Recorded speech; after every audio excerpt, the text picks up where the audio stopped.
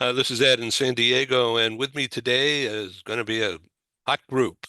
First in is Ken Lloyd, Dr. Ken Lloyd from LA, and Paul Falcone is coming in too. So this is going to be great. And as you see, we are live. The bells are ringing for Paul Falcone and Ken Lloyd. Welcome, my friend. Thank you. Nice to be here, Ed. Hi, Ken. Hey, Paul, great to see you. Thank you. You too. Thank you. Yeah, this is great. Okay, so and in the background is a good friend, my friend Dave. He's in the garage, I think, or where are you? I'll be cutting off soon because I'll be monitoring though, but I've got some phone calls coming in. So good to join the group again. Okay. So why don't you just introduce yourself from a point of view of your professional background, Dave? Well, myself. Yeah.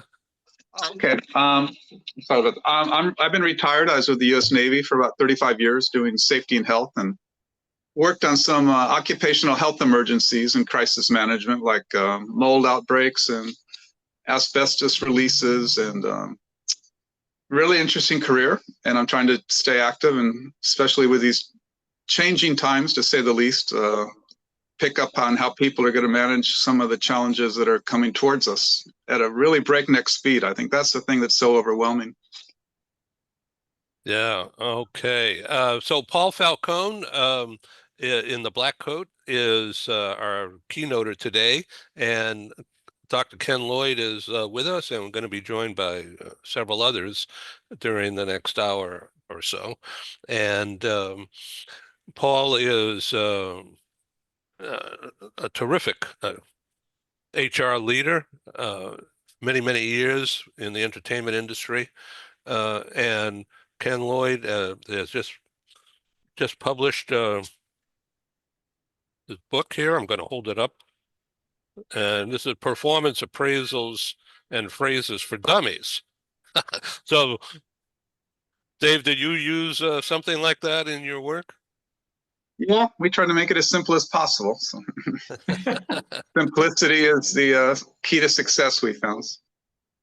That's great. Okay. Well, I don't know if you could hear, but I have my windows open and some cars down below are honking their horns. I hear it too. I'm pretty close to it, you know. Yeah, right. Crazy, huh? Okay. So, Paul, welcome. And I really appreciate your involvement. Um, I looked at your website a few minutes ago, and I'm competing with the noise out there, so I'll try to be melodious here in my voice. But uh, I looked at your website, and you said, why don't you download chapter 16 from from the book, First Time Manager. And our theme today sort of fits right into that of crisis management. And what's a crisis other than what we see in the headlines? Uh, there's personal crises, there's work life challenges, there's home challenges, maybe health. Uh, Paul, why don't you take over? Oh, we've got lots of crises. So the fun thing, Ed, is Ken and I know each other really well. We're good friends, and David, welcome, because your insight, having done this with the military, I think is really critical as well. I do a lot of work with military as far as helping people from the transition from military to veteran. And it's a very noble cause. And Ed down there in San Diego, I know because of the large naval base, that's a big part of your audience too. So that's fine. But what I was going to say is, since the beginning of this year, 2025, it's been hard for a lot of people. And the change is coming at us so fast that we don't quite know how to deal with it. And you have to know how to compartmentalize it so that your brain doesn't explode off your shoulders. Yet at the same time, we want to stay involved and we want to make a difference. And so, regardless of what you're looking at, and for those of you who are listening in who are not from Southern California, we had two massive fires in Southern California. One in an area called Altadena, which is right next door to Pasadena, if you know that name, and one in Pacific Palisades. which devastated thousands of homes. And, human resources people are the peeps that I deal with. And a lot of times, some of them have lost their homes or they're dealing with employees who have lost their homes. You talk about the political front, the political upheaval, the change, regardless of how you feel. And this is not making any lines in the sand about blue hats and red hats, but everyone has to admit that the pace of change is taking people's breath away. When you hear about AI and this idea of artificial intelligence, think about it. Chat GPT became known in November of 2022. And I tell this story. In October of 2022, if you said to people, what does AI stand for? They would be like, I don't know. What is it? All of a sudden in November, this comes out. And by December of 2022, I was reading things about, no child born today will live to see the age of 8. I'm not kidding. It's like all of a sudden Armageddon was upon us because of AI, and people were worried about their jobs. And should I start thinking about changing jobs now? Do I have any security? Am I going to be replaced by a machine? All of this stuff is hitting at the exact same time, Ed. And so, Ed, you know the story. I was writing a book called Leading Through Crisis for HarperCollins. And the idea was, this is written in 2023, the end of 2023. We're now at the beginning of 2025. Thank you, Ed. Look at Ed holding up my book. Very nice. Thank you, Ed. I appreciate that. But the idea, everybody, was when I was writing the book, there's an existing book called The First Time Manager. It's been around since the 80s. It sold 500,000 copies. HarperCollins decided we're going to build under that umbrella. So they said, Paul, can you write The First Time Manager HR? And I said, yeah, I'd love to. Thank you. So I did. They also said someone else is going to write The First Time Manager Sales. Someone else is going to write The First Time Manager, whatever. But they said, could you think, Paul, can you have it too? Well, I'm honored. I'm honored. Thank you. Thank you, Ken.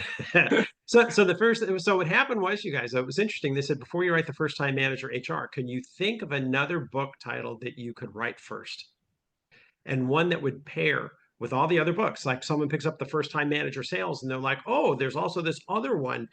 Paul, give that some thought. Tell us what you think. I said, I don't have to think about it. It's Leading Through Crisis and Disruption. The bottom line is we're all building the plane while we're flying it. We're exhausted from COVID. We're in that post-COVID reintegration phase, which we are in currently, which will probably take us till 2026, 2027 before we kind of wrinkle all of these things out. And we're in this period, Ed, where it's really, really tough. We became adrenaline junkies during those COVID days in 2020 and 2021 and 2022. You're just making the stuff up as you go, because we had never seen anything like this before. All you could do was make a best guess of what things were going to play out as. And unfortunately, we're still in that phase right now.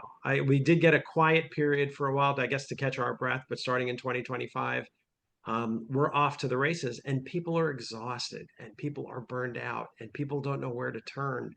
And I think that book is more important now than it was when it came out in late 2023, because so much of that stuff is relevant to today's world. Ken? Yeah, what Paul said obviously makes tremendous sense. We know from studies that go way back that change is a major source of stress. Our life changes that we experience, all, whether positive or negative, call for a readjustment on our part, and that is stressful.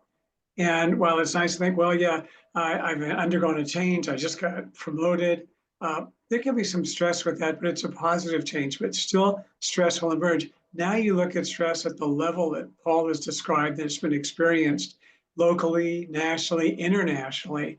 And as Paul said, people are just in a state of flux, confusion. There's angst, anxiety, depression. We see the impact that these changes are having on people, and they affect the workplace. They affect how people do their jobs, how they work with others, where their careers are going.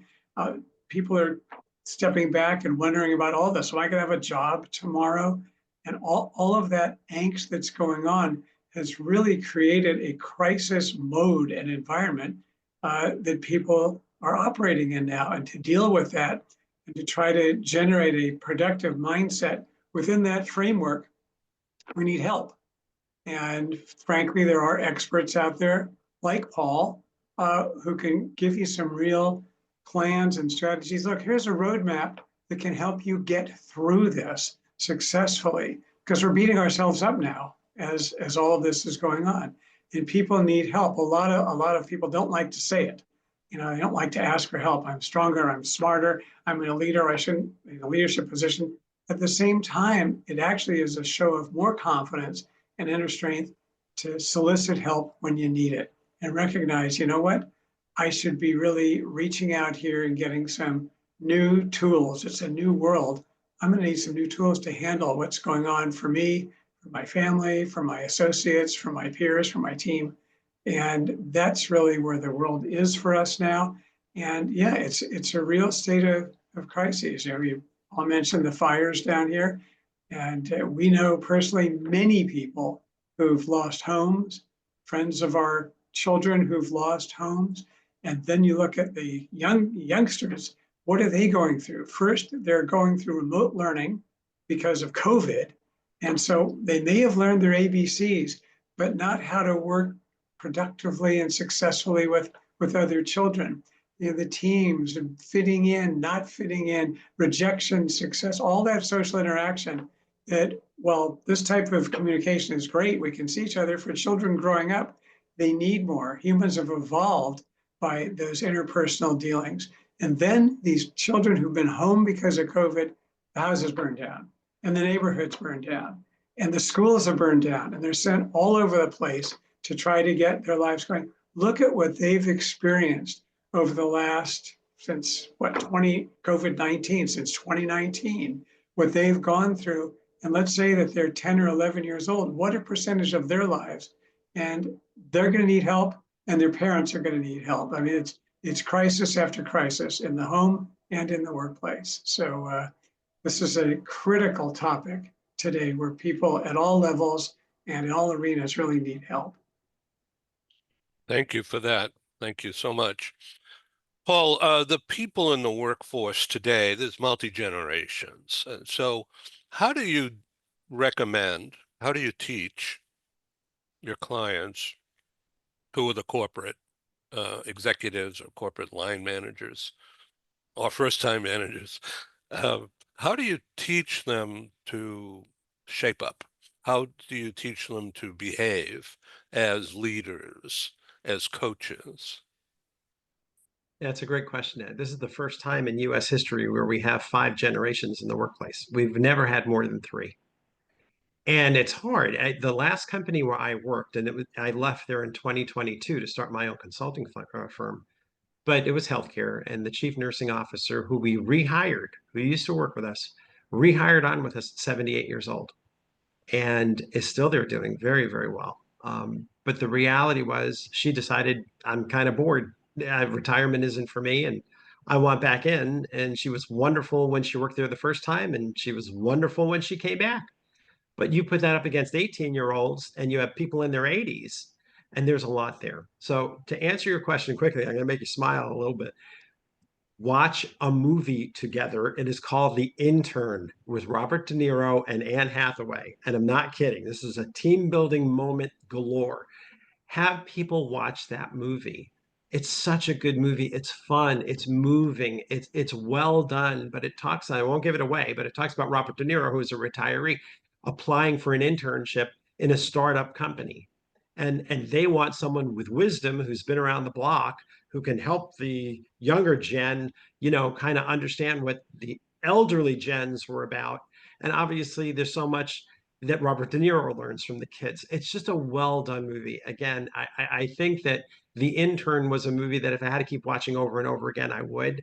But when you talk about, okay, when the movie's over, now we can sit and talk about it. And what could that look like in our organization? And what might that feel like? Ken, to your point, when you look at Gen Z, the Zoomers, the 27 and under crowd right now, they keep testing out as the loneliest, most oppressed, most isolated generation on the planet, even more so than retirees in retirement homes. And it's because they're the first truly digital generation. And that would make sense. What used to be much more social interaction for us as kids, they didn't have that. It was all texting and IMs and everything else. And they lost that human connection. Compound that with the fact that COVID kept them home. statistically, even the ones now that are in their mid-20s are still, many of them, living in the same room that they grew up in. Now they have a job and it's a 100% remote job, for example, but they never made that healthy move out of the home and into their own independent, apartment. There's a lot that's going on there. This is moving very, very quickly.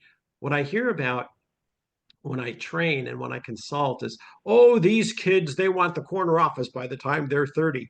And I say, stop, you're sounding like my dad, because he used to say the same thing about me. Oh, you kids, you want the corner office by the time you're 30. I get it, but it is a little different this time in the sense where the elements that I had growing up, I had friends at work, I had coaches and I had mentors at work. I had people who were my peeps at work. This generation doesn't have that. And as much as they think they want to stay home and they want to work remotely, what the truth of the matter is they're missing out on such a rich part of their lives, of forming friendships now that could last entire lifetimes. So again, where's that balance? Where CEOs are talking about bringing people back to the work, that's not all because of productivity paranoia. They're afraid of them not doing work and taking advantage of the company. That's not all CEOs. That may be some, but more CEOs than not are worried about the team building aspect. Ken, to your point, the idea of innovation and creativity coming from people who trust each other and know each other well and have one another's backs. That social piece that makes people feel like they can do their best work every day with peace of mind. That's the stuff that's missing out there. And there are CEOs I've spoken to who say, I worry about the younger gen. I want to get them back into the workplace because I want them to have those same experiences that I had as a kid, because I knew what they meant to me, Paul. They meant so much. And so we're finding this all coming together. And finally, add to a long answer to a short question.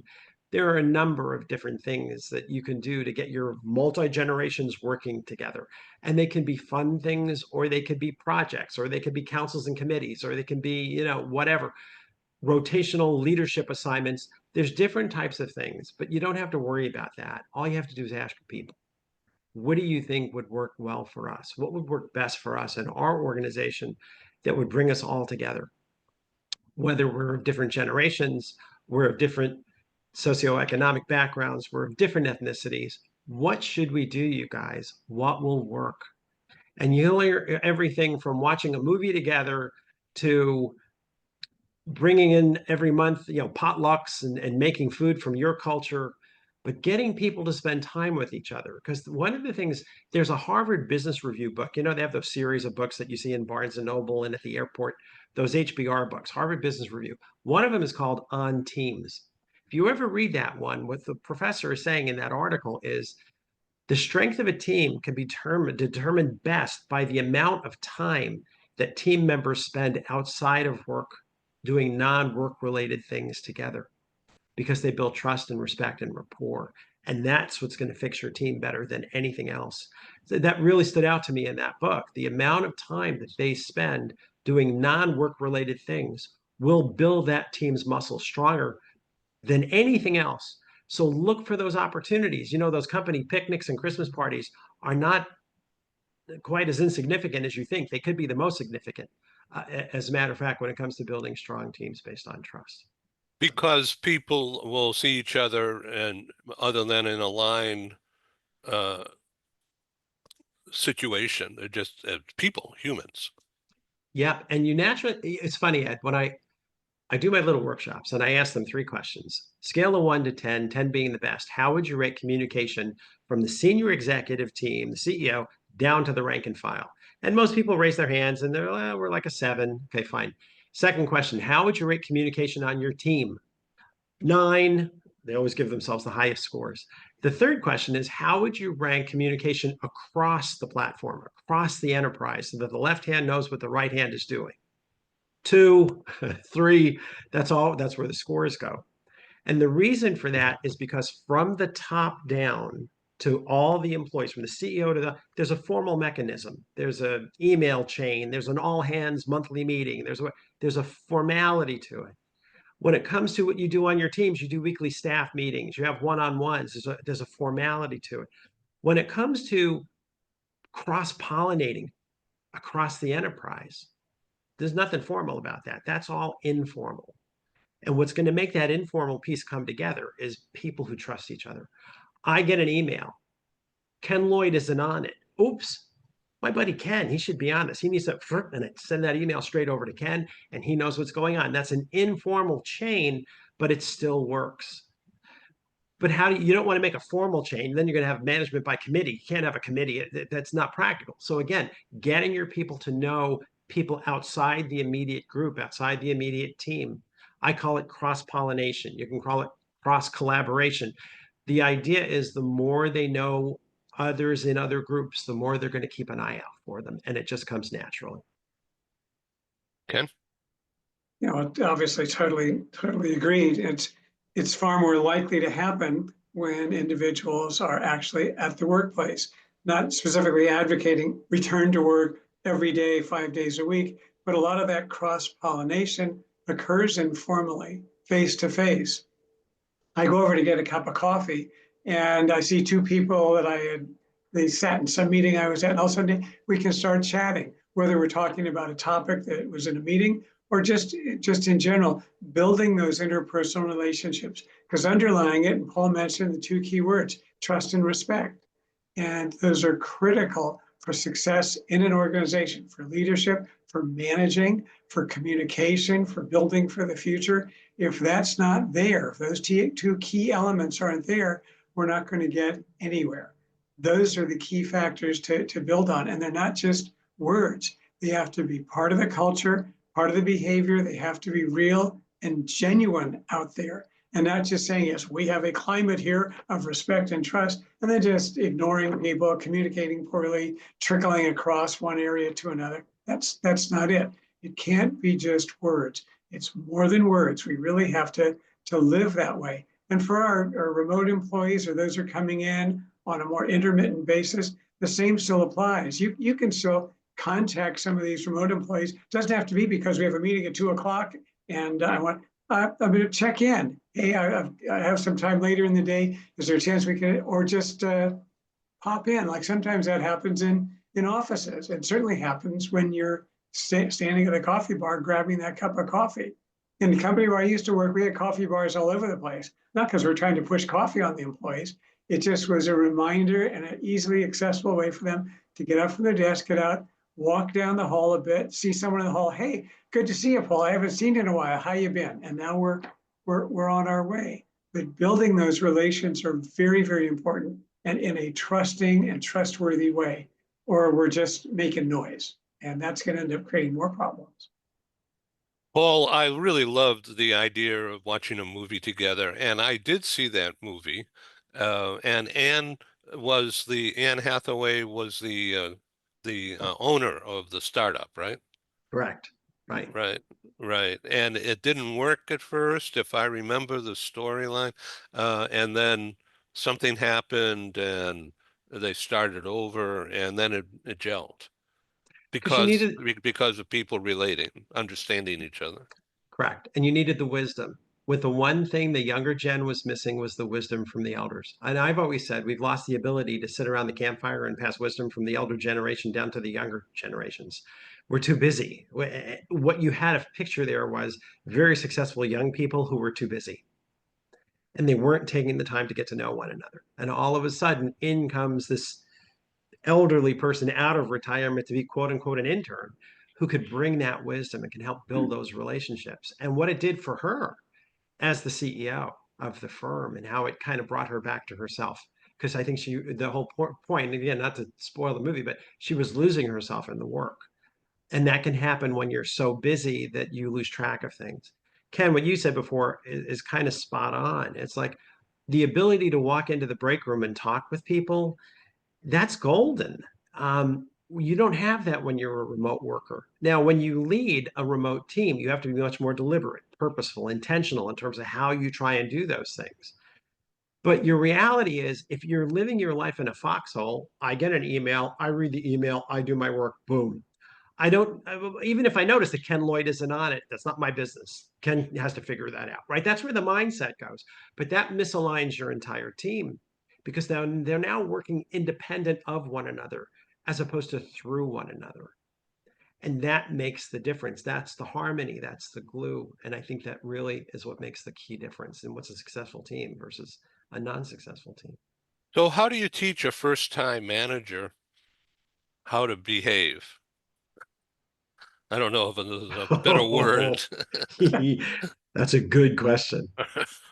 I happen to have written a couple of books on that one. And yeah, the funny thing is, to me, first of all, there's a role model issue. I mean, more people watch us than we think. And I don't say that from a big brother standpoint. I think that you are the role model for others. What they see you doing, they will repeat.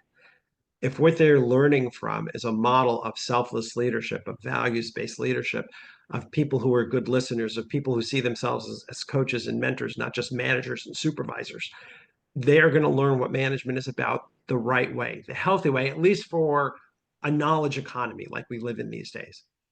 Unfortunately, a lot of people are going to have to unlearn what they've learned because they've not had good managers. And they say things like, well, to be an effective manager, you must be feared.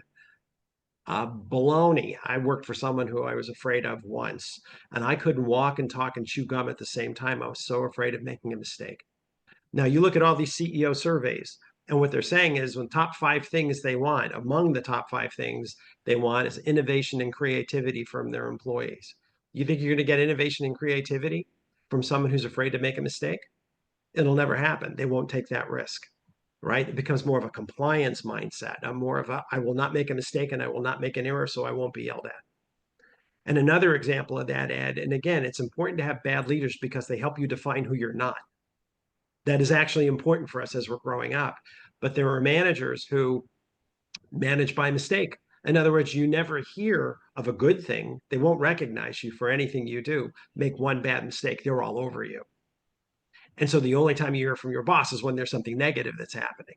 And if that's what you build into your people, they'll feel like they're not going to recognize anyone for extraordinary achievement or extraordinary effort. They're not going to call them out for doing the right things. If you don't hear from me, you're fine.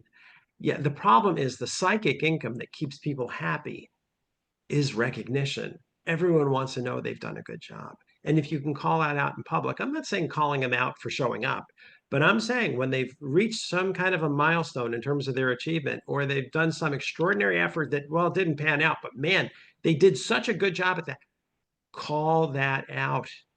And what you'll find is people will respond, their chests go up. They go home and they tell their family, my boss called me out in front of the whole team today to say what a great job I did with blah, blah, blah, blah, blah. It costs you nothing. Recognition, when done well, is the biggest motivator that exists on this planet, and it costs your organization nothing. Yet too many people have learned the wrong habit, saying you don't call out people for doing the right thing, and you make sure they're afraid of you. Well, you're going to get what you're going to get. If that's the culture you want to create, that's fine. But the key question I always ask as an executive coach is, would you want to work for you? Be honest. And they just look at me, and then they look down at their feet, and then they look up to the left, and then they come back at me with an excuse. Paul, I'm so busy. I mean, I think, but sometimes I'm not judging them. It's okay. But think of it this way. If the whole company followed your lead in terms of your role model leadership, the behaviors that the whole company followed your lead, would you be happy with where you took it? Would you want everyone to be you, mini you? And to the degree that you say, well, no, not always, probably sometimes no, that's okay. Just fix it. Just change your sponsoring thought about swapping 1 or 2 of the bricks in the foundation of your home. The whole foundation will become stronger because of those 1 or 2 bricks that were getting kind of cracky. That's all you have to do. You don't have to knock the whole house down. I'm not asking anyone to do that, but that's how you grow and develop, right? Character development in a movie or in a book. It's like the person is learning, and as they're learning, they're applying those new things, and they're finding they get different results. It's as simple as that. So that's kind of how I look at it. But whether you're talking about multiple generations, you're talking about multiple ethnicities, you're talking about people from different socioeconomic backgrounds, bring people together. To the degree in today's age of crisis and disruption, to the degree that people feel like they have one another's backs, they will thrive. When managers use terms like that, I want you to bring out the best in your peers. I want everyone on our team to make sure we have one another's backs. No one's going to be left behind, you guys. We're all in this together. They can hear that at work, and they can find peace of mind. And that's important because a lot of people don't have that in their personal lives. They only can get it in the workplace, believe it or not, if they're working for the right kind of manager. Last night at happy hour, my friend Dave and my Joanne and our next door neighbor here, LB, went to a bar uh, down the street, and a topic came up about this show that I was organizing for today, and the fact that we have HR leadership involved, and one of the guys retired as an executive with Boeing for 25 years or more, said, "Oh, HR is just terrible, God." So I said, "You mean that HR is not your friend?" And he said, "Never." And so maybe that was a Boeing thing at the time. Dave, if you want to jump in on this topic again, I certainly welcome you. But Ken, you were in an HR leader role um, for many years. Were you a friend to the employees? Well, it's very interesting. It's not that you want to go out and, in any position, be super friends, because that typically leads to some people feeling that you're more friendly with some than others. We want to be friendly to all of them. And one of the goals, rather than being friendly, but having friendliness be simply a byproduct by being responsive, fair, equitable, inclusive, building and working with the teams and being accessible when you're needed, and showing and demonstrating professionalism along the way. Recognizing, for example, to tie in with Paul's point, what's employee motivation all about? Gee, we just got this new wallpaper and it's all painted in new lights. This is going to motivate the employees. No, it's not. No, it's not. Maybe if you had no lights at all, they'd be demotivated because they can't see. But just because you put in lights, those aren't motivators. Motivation, just as Paul was saying, achievement, recognition, responsibility, opportunities to advance, and interesting and challenging work. As we've talked in the past, psychological safety. It's okay to come in with an idea that might not be the best in the world. And if you make a mistake, let's build on it. Let's learn from it to create a productive and positive, developmentally oriented atmosphere and environment. And recognizing, in terms, we're talking a little bit about knowledge and wisdom, recognizing the difference. Knowledge, I can have a gazillion facts, got a lot of knowledge. Wisdom is a little different from that. It's from the experience and learning how to apply that knowledge and use it and grow from it and channel it. So oftentimes we'll see that some employees will come in with a lot of knowledge, but not too much from the wisdom because they haven't had a lot of work experience. We want that blend. And certainly to be friendly, of course. And when I hear HR department is not a friend, we can all get the image of the HR person, the door is closed, you go in, what do you want? I'm busy, here, take care of these papers, do it in triplicate. That's another era that fortunately I haven't lived in many, many, many years. And for a company to be effective and successful today, it really does need to focus on the people.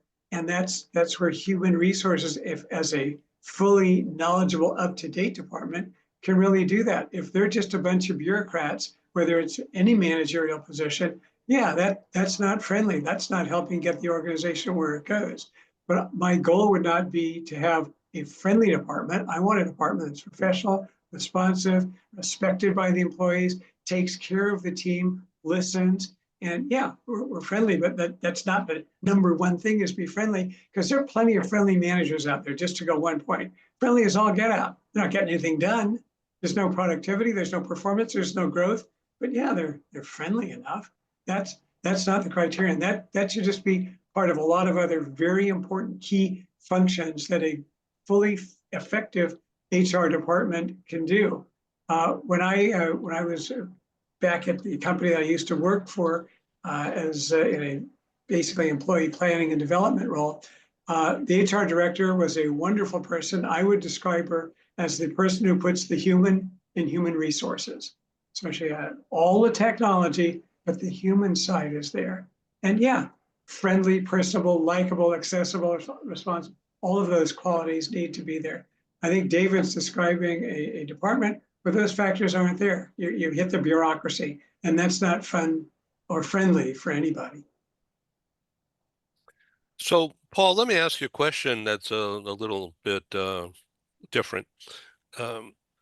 If you found out about two employees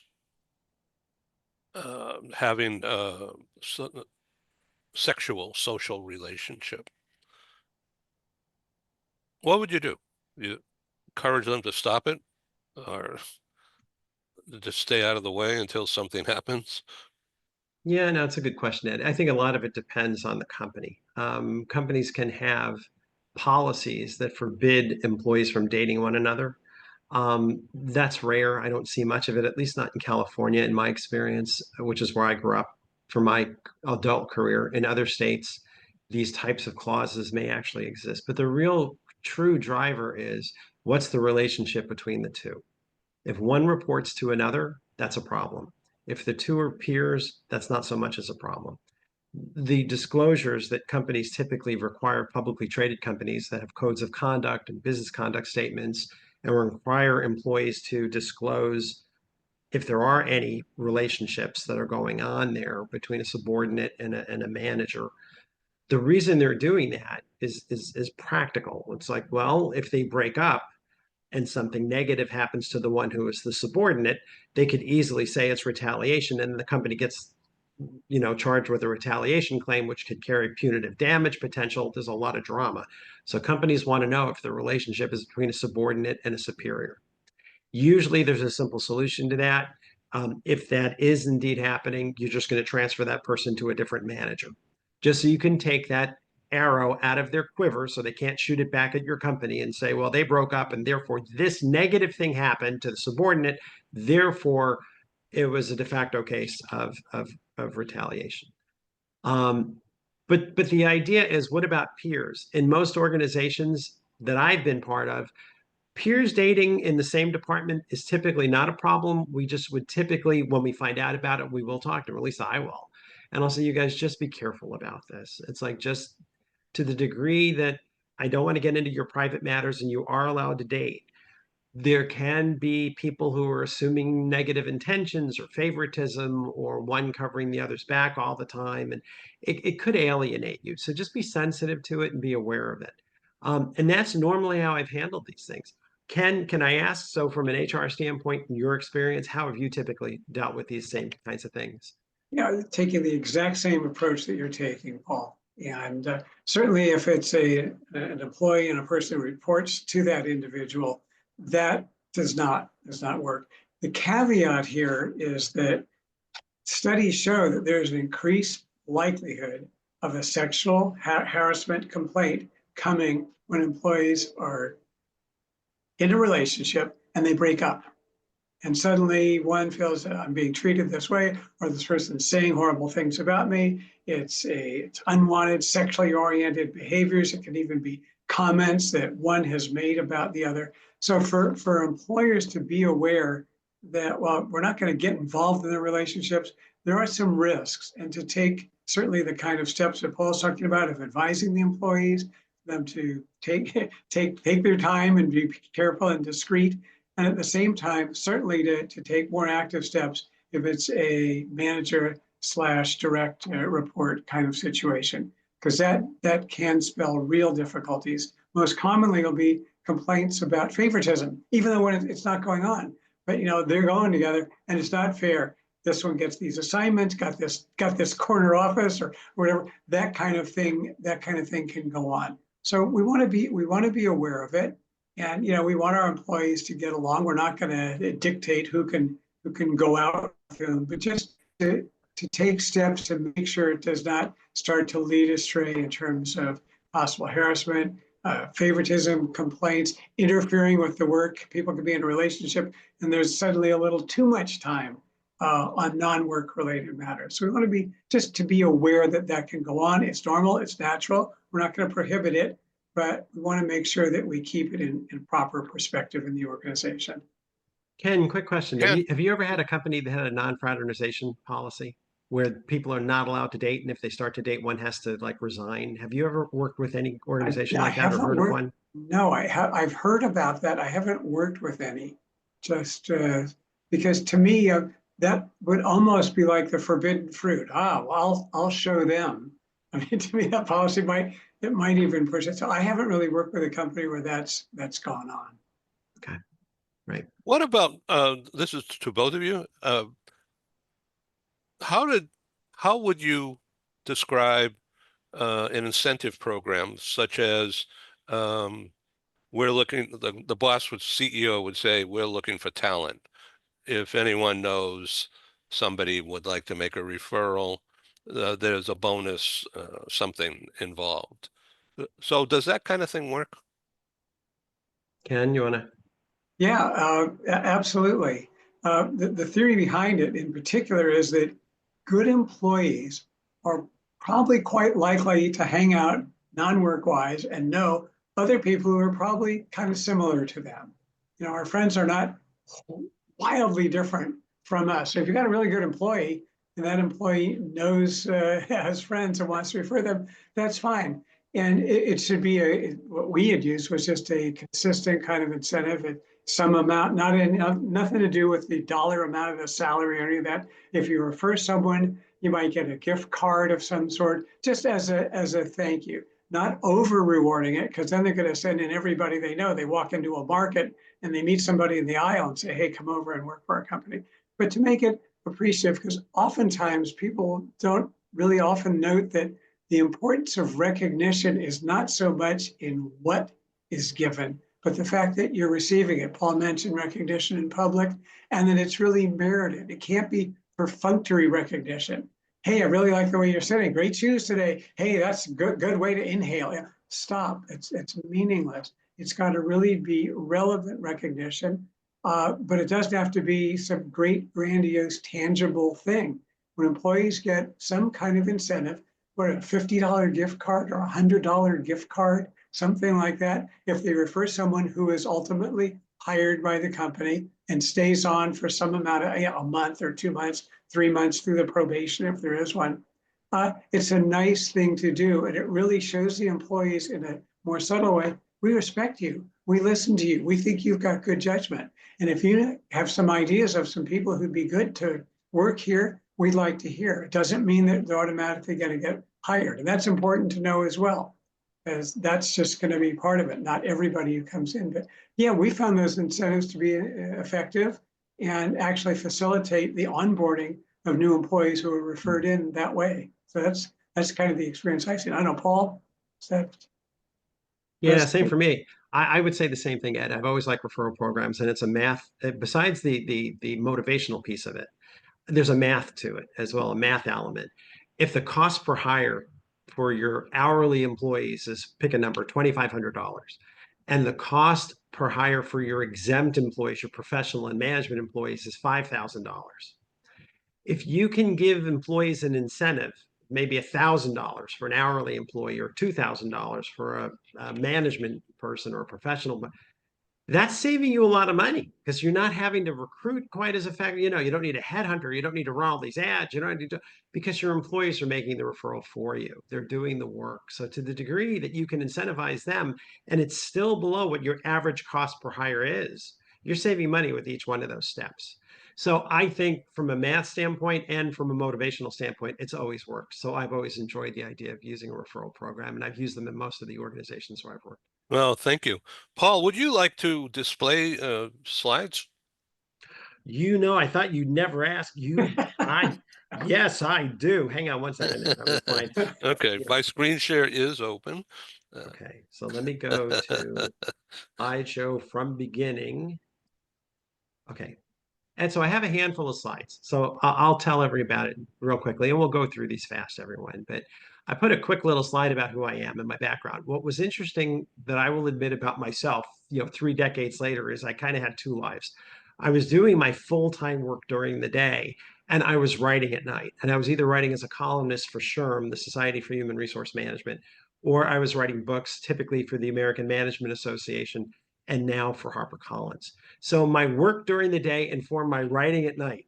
And I know that sounds like weird, but I couldn't get enough. I really did enjoy watching how people behave and how things work. So in the earlier part of my career, starting in the late 90s into probably the 2015 period, a lot of the books that I had written had to do with the employee life cycle.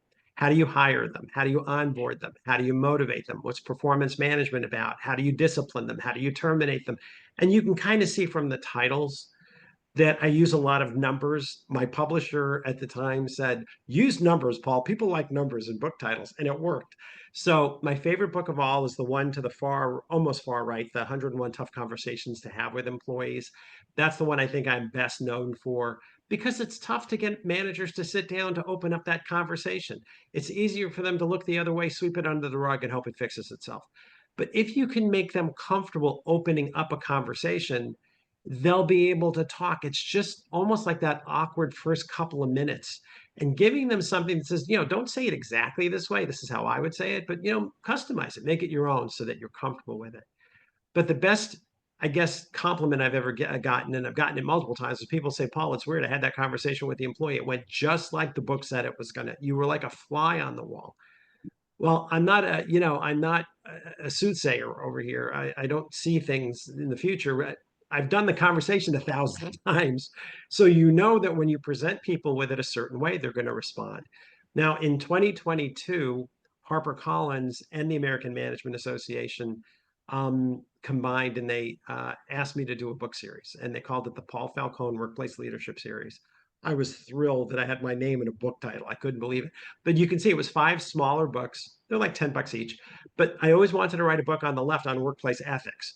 I had taught that course at UCLA Extension, at UC San Diego Extension for years. There was never really a book to refer people to. So I wanted to write the book.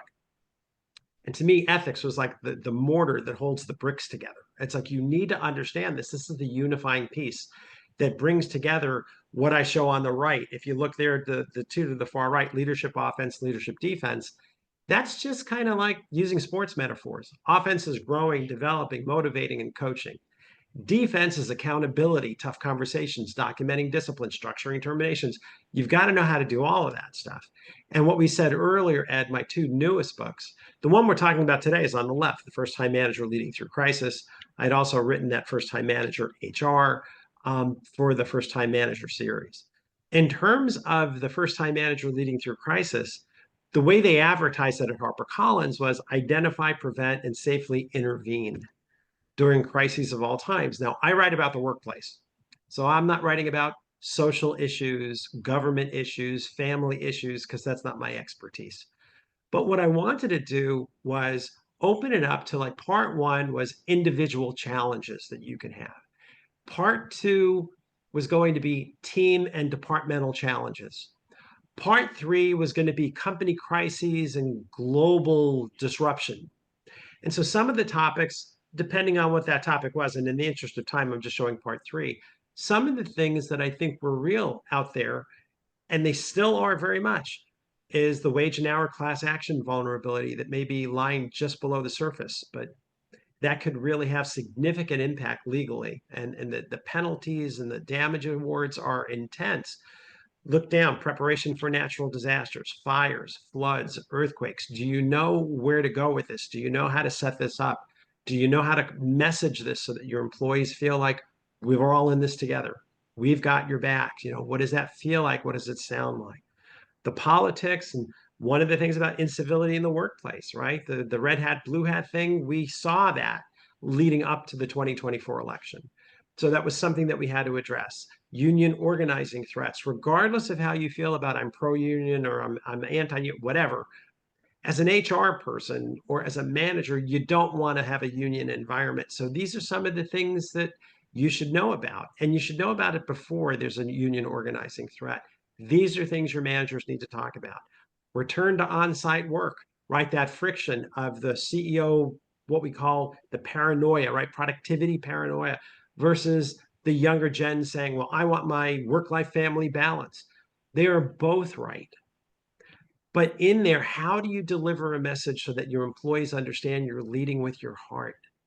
That you're not just doing this in the sense of you will come back to work or you're fired.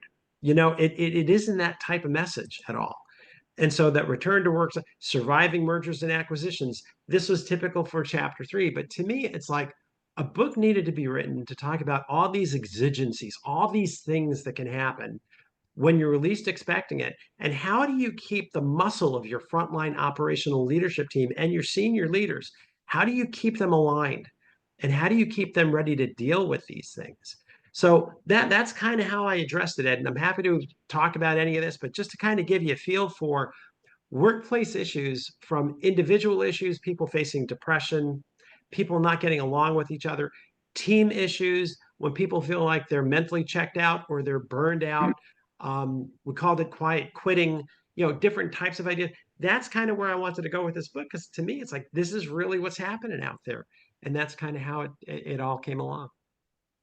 So this is really great. Thank you very much for doing this, and such a great color scheme as well. One thing I don't see up there is workplace violence, shootings, whatever. That was in part 3. It's already in the book, and I only had 6 little slots, Ed, with really pretty colors on them. And I thought workplace violence is kind of a given. They would know to expect that in there. So good point. But yes, this is where it belongs. Good catch. So I bring that up because pre-COVID, um, I I I produced a series of live events with a very large insurance company that dealt with workplace violence and preparation and tactics and what to do. And it was very successful, financially successful, as well as educational successful at that time. Um, and, God forbid that there's a need for that again. But Ed, can I throw one thing there, if I yeah. may? So one of the things I talk about in the book is when you're terminating people, terminate early in the day and early in the week. Don't terminate them Friday at 4:45. And the reason why is because people need to talk. They are shocked, even if they're on a final written warning. Still, when they find out they have lost their job formally, they go into a state of shock. They need time to kind of parse this out. If you terminate someone at Tuesday morning at 10, they have all day and the rest of the week to get back to you, to talk to you about things.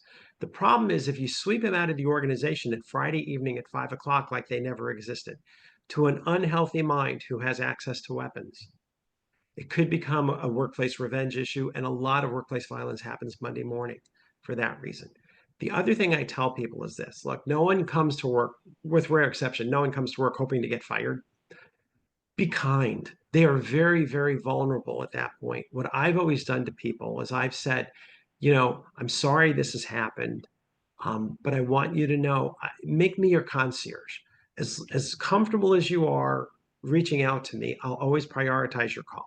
If you need help with your unemployment application, if you need help with your COBRA paperwork, you want me to review your resume, even if you want to do like a mock interview role play because you haven't interviewed in a while, whatever you want, I'm here for you. Just know I'll always prioritize your call.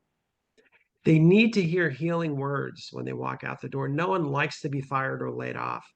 But if the company was cool about it, which is that last voice, whoever was that last voice that was talking to them, if the company was cool with it, they could get on with their lives. If the company was, the body language was, and out, you no longer exist, and when people feel vulnerable and they feel like you're kind of kicking them when they're down, that's when workplace violence can come out. Or again, a lawsuit, right? Lawsuit is a tool of workplace revenge. When they're angry and they feel like they want to get it back at that company somehow, it takes very different forms, but they can be very unhealthy forms.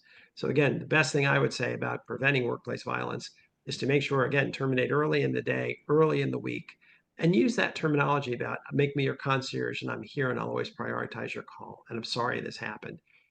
That will make people be able to heal a lot faster. Thank you very much for diving into this. What comes to mind, of course, and this is not political, but I guess it is what's just gone on within the government, Doge and that kind of stuff. It's crazy making just reading the news, watching it on TV. I can only imagine. In fact, I can't even imagine what people are going through. I'll share one thing with that, Ed, because I think, and this is an important distinction. If you look at a Donald Trump and you look at an Elon Musk, they are owners. They have an ownership mindset that is very different than being operators. An operator is the person who worked their way up through the ranks and became the C-level, the CFO, COO, CEO, whatever, but they're operationally oriented. Owners are not. Owners play chess games with companies. They buy companies, they sell companies, they merge companies, but they don't do operational leadership. What Donald Trump and Elon Musk have done is they've inserted themselves as the operational leaders, and it's not going very, very well. Because literally and figuratively, taking a hacksaw or a buzzsaw to organizations, I've laid off a lot of people in my careers. I've had to, but it's a very strategic type of activity. It's a very well thought out, well planned activity to make sure that the organization can still function, and looking at who's the least qualified person to remain aboard once those responsibilities have disappeared and who's going to take them up.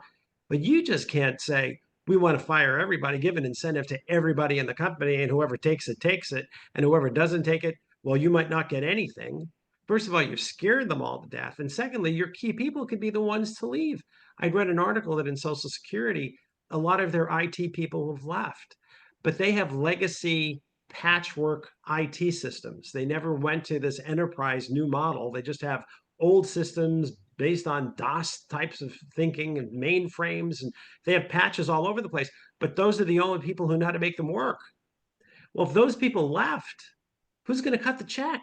You can't just come in and put a new system in overnight. That could take well over a year to transfer from one system to another. So I look at these things and it takes my breath away, only because I've done this all from an operational standpoint. I've never been an owner in that sense.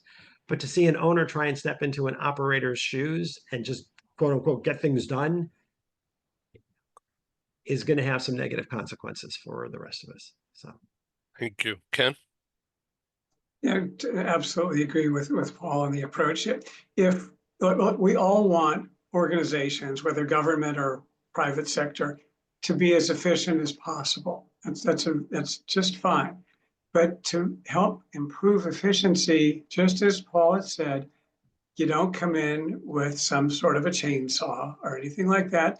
Let's study, let's do our research, let's look at the future, let's look at the trends, let's look at what's going on in various departments, and let's make our moves from there in the most fair, equitable, productive, and positive way to make sure that we are actually becoming more efficient rather than, frankly, letting the whole end area go.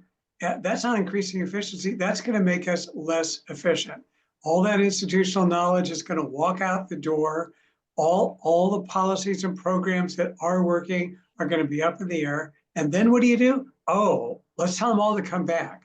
Okay, now how are those employees going to feel? Are you going to come back? But we're going to put you on administrative leave. That's just not a real business-like, professional, or fair way to do it. Let's do our homework. Let's analyze what's going on internally. Let's work. Maybe there's some transfers we can implement. Maybe there can be some moves. And if some jobs are eliminated, this happens in every sector. Or what are we going to do to help this person? They would be terminated in the way that Paul just talked about, in as supportive a way as possible. Typically, it's accompanied with some kind of severance, coaching, guidance. I remember when we closed a distribution center in California and opened up one in Dallas, we had provided the employees with incentives all over the place to stay with the organization. Those who wanted to move, we would relocate. And we had a job fair at the company, brought in all the local firms who were looking just to help those people. They don't just say, here, these people have been with the company for many years, say, bye, we're just closing everything. That's not human, and that's not business-like either. And as Paul said, it's a chess game, and you treat the people like pawns. That does not work. It's really not the way to effectively run an organization. Think about how the people whose jobs haven't been cut are feeling right now. What's on their mind? What's their dinner table conversation? Is this really where you want to be? Do you want to stay there? Maybe you should take some preemptive steps to get out. And we're going to lose a lot of good people. And again, we do this in the private sector or in the public sector. That's what we're leading to. Efficiency is great. Now we have to look at the most effective ways to implement it. Thank you very Yeah. much, guys, for doing this. And you bring up such a good point because it's going to cost them so much more. This is so inefficient. They're going to end up, let's just use that example with the checks can't be cut because the system has fallen apart. Now they've got to bring in new consultants with new systems to try and get the stuff up to speed as quickly as possible. It's going to cost a fortune. And the funny thing about it, Ed, that again, I'm not playing politics here, but just think about it. The traditional conservative approach, the Republican and or let's just stay with that. Just the idea was the markets are more efficient than the government, right? That the private sector could get things done more efficiently than the government. If that was the case, then bring in the private sector to help figure out how to make these eliminations happen in a smart way. I mean, I don't think anyone was sitting back saying, "Oh no, you can't cut the government." It's just how you do it. And instead, the government did it to the government, and they did it with a chainsaw instead of bringing in the private sector, who according to libertarian and conservative thinking, it should be open to the free market because the free market could always do it better. If you believe that, and if that's true, they didn't even follow their own guidebook. So it really was literally taking a chainsaw, literally. And now we're just going to see where the pieces end up. So these people, I don't know how the government works, but I would assume there's some kind of unemployment benefit. Yeah, they'll get unemployment and they'll get pension or they'll get severance packages, but how long? I mean, what I had heard, and I don't know, again, I'm just saying based on what I'm reading, that upwards of 90% of the Department of Labor was targeted to be let go. Well, if that's the case, who's going to be giving severance packages? If there's no one there to do the severance, they're going to have to give it to another department to cut severance checks for people from other departments. It's helter-skelter is what it sounds like to me. If I could interject something as a 30-year Navy civilian employee, I'm just absolutely astounded at how this happened, because we used to have this, we were threatened every now and then with reductions in force, a RIF. And that was a big deal. You had to do a year-long study, and you had to take bids from the private sector to see if a contractor could do it cheaply, if it's going to be cost-effective. And the way they've just bypassed all that and sent out people emails that your performance is not satisfactory, you're no longer needed, you leave in a month. I just can't believe the legality of that. And the unions were steamrolled over, and I just can't see how this is happening, really. So I just really feel for my brothers and sisters that are under this now. And, I don't know, some may be 5 years from retirement. What happens to their pension plans that they had? So I totally agree. It's just so incredible. I don't know what to say. I'm really speechless. So you know what? Before we move on, I want to compliment you on your work from home artwork that I saw hanging there. I know. I'm in a kind of it's very ugly, and it's very very embarrassing. So I thought it, log off. I'm making funny. I'm making funny. It's no, like, but I need to throw up a background or blur it. So next time it'll be better. Bear with me. Well, You're thank you. fine, Thank David. you. That's fine. No, but I'm kind of stuck in a corner here because the other areas are not usable right now. That I have, I live with my daughter and son-in-law, so I should have moved it out there. So sorry. Next time it'll be better. At least I got the laundry down between the first and the last. Oh, that one was one. Okay, no, it's a clothes bar. We try and not use a dryer. So. Thanks for playing. Paul, thank you so much for leading this discussion. Ken, just so smart. you just have a crispness to your responses and your add-ons, and it's a great to host a show with you guys. You make my job so easy. Very nice of you to say. Thank you. Thank you. Thanks for participating, Dave, and thank you for Very informative. Thank you for joining me again on Global HR Business, a unit of globalbusinessnews.net. Please come back. Thank you. Ciao. Bye-bye. You well. Thank you.